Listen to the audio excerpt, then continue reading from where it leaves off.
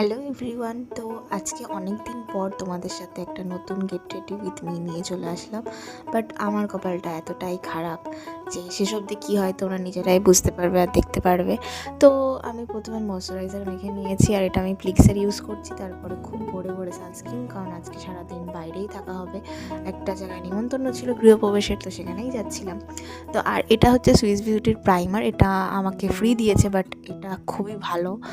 আমার মুখটা একটু অয়েলি ছিল, তো যার জন্য এটা একটু ম্যাট ফিনিশ দেয়, আর খুবই ভালো প্রাইমার, তোমরা চাইলে নিতে পারো।